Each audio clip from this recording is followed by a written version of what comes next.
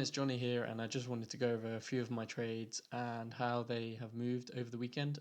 So the main thing that happened over the weekend was Litecoin kind of maxed out around 95. What is it here? 94. It maxed out at. This was actually pretty much double in value to what it is now. It was $1,000 when I looked at it last time on Friday night, and now it's been coming down ever since.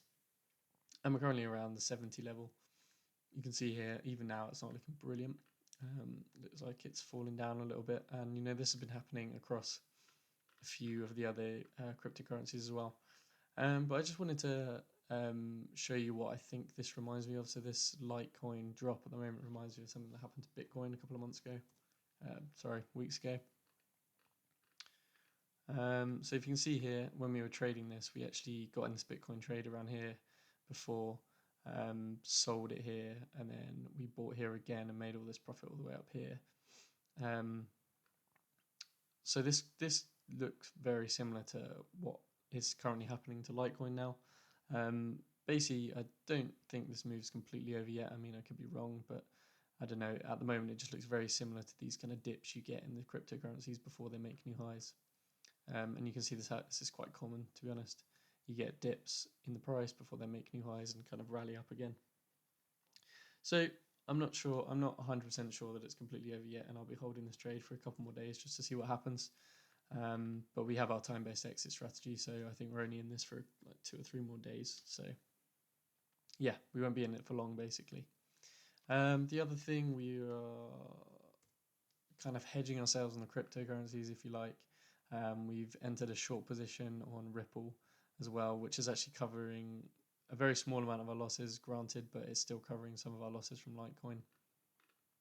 And basically this move is to capture some profit from a move back into consolidation, which is our kind of classic Bollinger Band break-in move as well. The other thing I wanted to talk about then is what has happened to gold recently.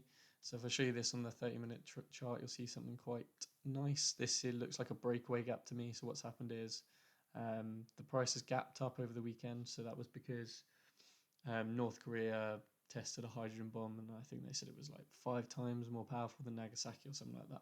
Don't quote me on that, but I think that's what I heard. But this is the effect you see in price when something like this happens. So what's happened is it's a breakaway gap because it hasn't filled the space. And usually, if you check out our gaps video, what happens with these is you continue to see further and further highs. So you see we're at 1335, and this first day has been very good. So this is kind of happening already. And the last, our kind of target, I know we've got a time-based exit strategy, but we're hoping to kind of get the 1375 level in the short term. And if you go on the weekly chart, this isn't the highest price we've seen from gold. I mean, it's been up near 1,000. Yeah, 1,900 was its peak. So if you don't think the price can go higher, just have a look back at the charts and see what the highest ever price was, because a lot of the time it's bigger than what it was now. So yeah, as I say, check out the gaps video because this will show you exactly how these work, and there's a difference between breakaway gaps and exhaustion gaps as well. So have a look at those videos as well. And the guides are on our website as well. So if you want to make a free account, please do so. The final thing I wanted to show you as well was the EURJPY. So the JPYs are also a kind of safe haven when everything goes wrong in the US, which you can see here. There was another breakaway gap in the opposite direction. So you got the sell here. And it hasn't closed this gap as well. It's almost closed it, but it hasn't completely yet. So expecting some more downside on this.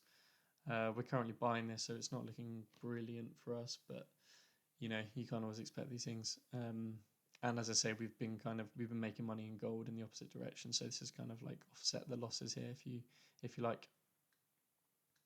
I think the same can be seen from GBPJPY as well. Yeah, so you got the other breakaway gap as well, and this definitely hasn't been closed. So this isn't looking amazing, but we've diversified our portfolio. So basically, we haven't put all our eggs in one basket, is what we say, and we're making gains in place of some losses as well. So that kind of keeps our equity profile a little bit smoother.